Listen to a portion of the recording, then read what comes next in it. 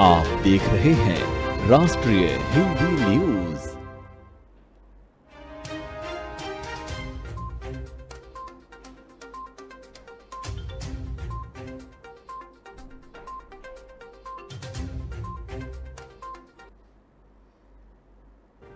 नमस्कार, बहुत बहुत स्वागत है आप सभी का राष्ट्रीय हिंदी न्यूज पर और मैं हूं आपके साथ सपना ठाकुर। रुक करेंगे आज की बड़ी खबरों की ओर।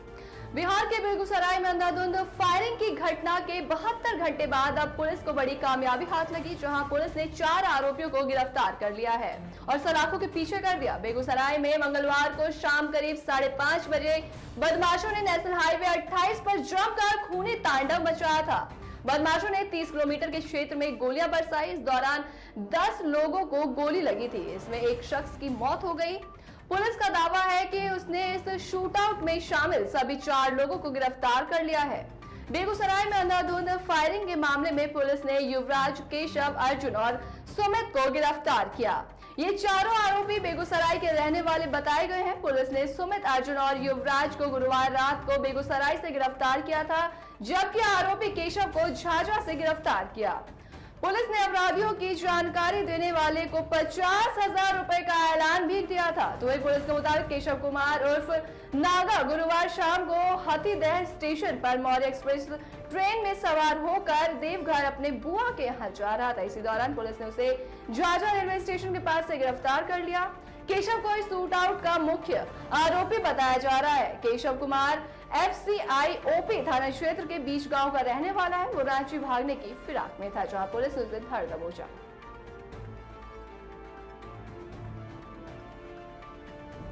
तो वहीं अमेरिका की कड़ी चेतावनी के बावजूद जिस तरीके से रूस से भारत लगातार तेल खरीद रहा है, उसी रूस ने उज्बेकिस्तान में हो रही SCO मीटिंग में पाकिस्तान प्रेम दिखाकर भारत की चिंता बढ़ा दी है।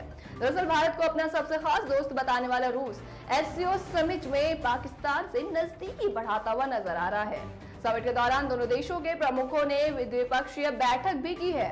दोनों की खास मुलाकात के दौरान रूस के राष्ट्रपति पुतिन ने कहा कि साउथ ईस्ट एशिया में पाकिस्तान हमारा विश्वसनीय पार्टनर बन सकता है। वहीं पाकिस्तान के प्रधानमंत्री शहबाज शरीफ ने कहा कि रूस सुपर पावर है और हम उससे दोस्ती गहरी करना चाहते हैं। पाकिस्तान के प्रधानमंत्री शहबाज शरीफ से मिलकर रूस के राष्ट्रपति पुतिन ने कहा कि मेरे पास आपके भाई नवाज शरीफ के साथ कई बैठकों की अच्छी यादें हैं। पुतिन ने कहा कि हमने कजाकिस्तान और रूस में हुई SCO मीटिंग में मुलाकात की थी। पुतिन ने आगे कहा कि रूस पाकिस्तान को साउथ ईस्ट एशिया और एशिया में अपने प्राथमिक सहयोग के नजरिए से देखता है। दोनों देशों के रिश्ते सकारात्मकता के साथ आगे बढ़ रहे हैं और हम इस बात से बहुत खुश हैं। रूस के राष्ट्रपति पुतिन ने आगे कहा कि कई क्षेत्रों में दोनों देशों के रिश्ते सकारात्मकता के साथ बनते जा रहे हैं। इन सभी क्षेत्रों में सबसे खास और पाकिस्तान के कारोबारी और आर्थिक संबंध है।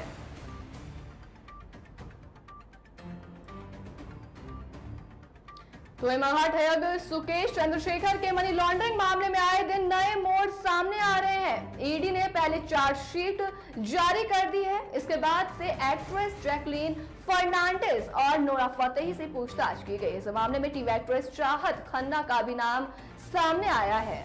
ऐसे में उर्फी जावेद ने चाहत पर तंज कसने में देर नहीं लगाई। उर्फी ने एक मीडिया रिपोर्ट का स्क्रीनशॉट शेयर किया है। इस रिपोर्ट में लिखा है कि चाहत खन्ना ने 2 और लोगों के साथ मिलकर सुकेश के साथ दिल्ली के तिहाड़ जेल में मुलाकात की थी और साथ ही उन्हें लग्जरी बैग और घड़ियां गिफ्ट में मिली थी। ये बात 2018 की बताई जा रही है। रिपोर्ट के मुताबिक यहाँ चाहत को 2 लाख रुपए कैश और वर्साचे ब्रांड की घड़ी गिफ्ट के तौर पर दी गई थी। इस बात पे स्क्रीनशॉट शेयर करते हुए उर्फी जावेद ने तंज कसा और लिखा, लेकिन मैं खराब तरीके से कपड़े पहनती और मीडिया को पैसे खिलाती हूँ। उर्फी चाहत की उस बात की तरफ इशारा कर रही थी जिसके लिए चाहत ने उन्हें बातें सुनाई थी। चाहत ने उर्फी के फोटो को शेयर करते हुए उनके ड्रेसिंग स्टाइल और सेंस पर सवाल उठाए थे। चाहत ने लिखा, ये कौन पहनता है और कौन से रोड पर, मतलब कोई भी अपने कपड़े उतार देगा तो मीडिया उसे सेलिब्रिटी बना देगी। क्या भारतीय मीडिया इतनी कमजोर है? इस चीप पब्लिसिटी और मीडिया को खरीदना आसान है। ये चीप शो आप हमारी अगली पीढ़ी के लिए प्रमोट कर रहे हो। कोई भी स्पॉटिंग के लिए पैसे देगा या कुछ करेगा या फिर न्यूड ही हो जाएगा तो आप उसे दिखाओगे। ये बेहद दुखद है। भगवान आपको सद्बुद्धि दे।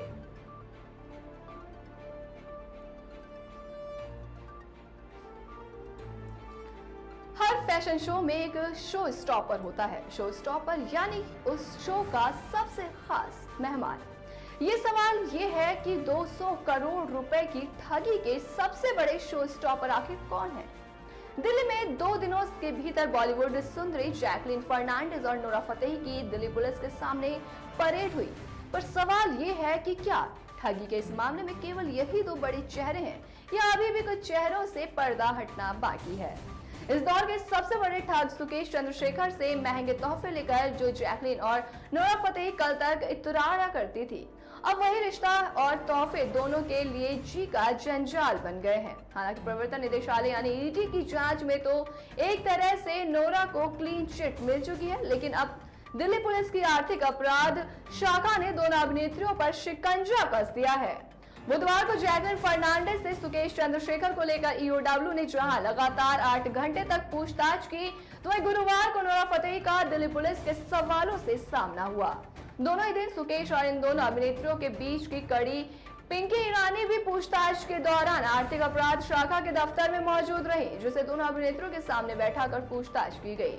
और क्योंकि पिंकी ईरानी ही वो इवेंट मैनेजर हैं जिनके तहत जैकलीन और नोरा फतेही को पहली बार सुकेश चंद्रशेखर से मिलवाया था। जब जैकलीन की सुकेश के साथ दोस्ती हो गई, तो वही पिंकी ईरानी करोड़ों के गिफ्ट सुकेश की ओर से जैकलीन तक पहुंचाया और भिजवाया करती थी।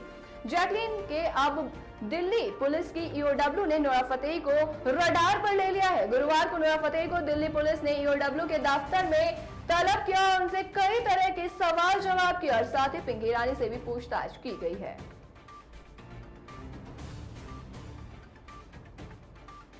तो उत्तर प्रदेश सरकार ने जनता को बड़ी राहत देते हुए बिजली के दाम नहीं बढ़ाने का फैसला लिया है। साथ ही योगी सरकार ने कम बारिश के चलते कई जिलों में सूखे के हालत को देखते हुए किसानों का 50% बिजली बिल भी माफ करने का निर्णय लिया। बिजली को लेकर किए कार्यों की जानकारी देते हुए प्रदेश के ऊर्जा और वैकल्पिक ऊर्जा विभाग के राज्य मंत्री डॉक्टर सोमेंद्र तोमर ने कहा कि 2017 के बाद ऊर्जा के क्षेत्र में ऐतिहासिक परिवर्तन हुआ, जिससे लोगों को सुचारू रूप से बिजली मिलने लगी है। इस मौके पर तोमर ने पूर्ववर्ती समाजवादी पार्टी की सरकार पर भी जमकर निशाना साधा। योगी सरकार आने वाले समय में किसानों का पूरा बिल माफ कर उन्हें बड़ी राहत देगी। साथ ही इसके साथ उनको बड़ी राहत दे सकती है और सरकार अन्नदाताओं पर मेहरबान होते हुए फ्री बिजली की घोषणा भी कर सकती है। आपको बता दें कि सरकार ने 1 माह पहले ही बिजली की दरें घटाई है, जिसके बाद किसानों के लिए कोई बड़ी घोषणा किए जाने की संभावनाएं हैं। सरकार अधिक स्वच्छ ऊर्जा उत्पादन के लिए थर्मल एनर्जी के साथ साथ सोलर और विंड एनर्जी पर भी ध्यान केंद्रित कर रही है। नई योजना के तहत योगी सरकार सस्ती बिजली के लिए स्वच्छ ऊर्जा की तरफ भी काम करने के लिए कमर कस चुकी है। स्वच्छ ऊर्जा पारंपरिक ऊर्जा के मुकाबले बेहद सस्ती होती है, जिससे सरकार उपभोक्ताओं को सस्ती दरों पर बिजली दे पाएगी। सरकार अपने उन विभागों पर भी शिकंजा कसने का प्लान बना चुकी है जिन्होंने लंबे समय से बिजली बिल का भुगतान नहीं किया है।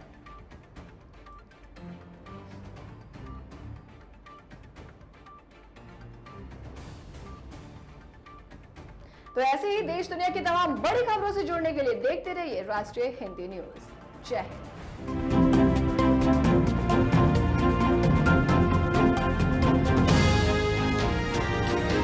आप देख रहे हैं राष्ट्रीय हिंदी न्यूज।